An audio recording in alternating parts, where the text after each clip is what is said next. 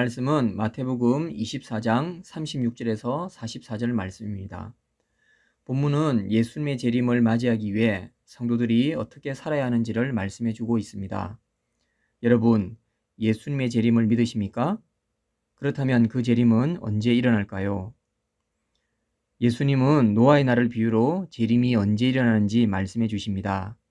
노아가 방주에 들어가는 날까지 사람들은 먹고 마시고 장가들고 시집갔습니다.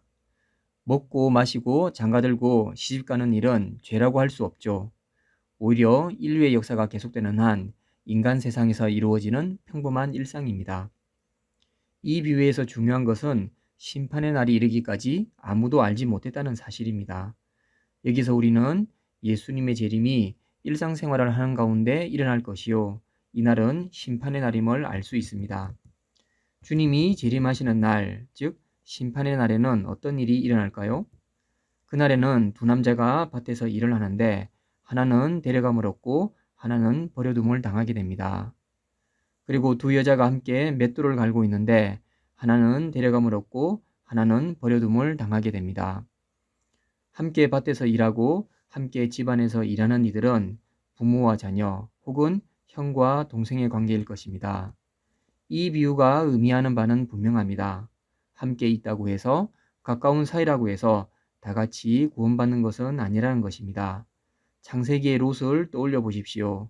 롯과 롯의 아내는 부부로 함께 살았고 함께 하나님의 말씀을 받았습니다. 그러나 롯과 그의 딸들은 구원을 받았지만 롯의 처는 멸망을 받았습니다. 마찬가지로 우리가 같은 교회 다니고 동일한 말씀을 듣는다고 해서 다 같이 구원을 받는 것은 아닙니다. 오직 말씀에 순종하는 자만이 구원을 얻게 될 것입니다. 그렇다면 재림의 날을 앞두고 있는 우리는 어떻게 살아야 할까요? 예수님은 집주인과 도둑의 비유를 통해서 깨어 있으라, 준비하고 있으라고 말씀하십니다. 깨어 있어야 하고 준비하고 있어야 하는 이유는 도둑이 어느 시점에 오는지 모르는 것처럼 그리스도의 재림의 날도 아무도 모르기 때문입니다. 오늘 본문에서 한 가지 특이한 점은 재림의 날을 아들, 즉 예수님도 모르신다는 사실입니다. 예수님은 성자 하나님으로서 모르는 것이 없으신 분인데 동시에 모르는 것이 있다니 이것을 어떻게 이해해야 할까요? 예수님도 사실은 모르는 것이 있다는 뜻일까요? 예수님이 성부 하나님보다 열등한 존재라는 뜻일까요? 이것은 아들 예수님의 자발적 낮춤, 자기 비하입니다. 예수님은 성자 하나님으로서 모든 것을 아시지만 아버지 하나님을 높이기 위해 스스로 낮아진 것이지요. 예를 들어 예수님은 돌로 빵을 만드실 수 있으셨지만 그렇게 하지 않으셨습니다. 십자가에서 내려오실 수 있으셨지만 그렇게 하지 않으셨습니다. 왜일까요? 아버지 하나님을 영화롭게 하기 위해서입니다. 빌립보서 2장 6절, 그는 근본 하나님의 본체시나 하나님과 동등됨을 취할 것으로 여기지 아니하시고, 우리 예수님은 참으로 겸손하신 분입니다. 하나님과 같이 되려고 했던 첫째 아담과 달리 자신을 낮추셨습니다. 아버지 하나님이 보시기에 이런 예수님이 어찌 사랑스럽지 않을 수가 있겠습니까?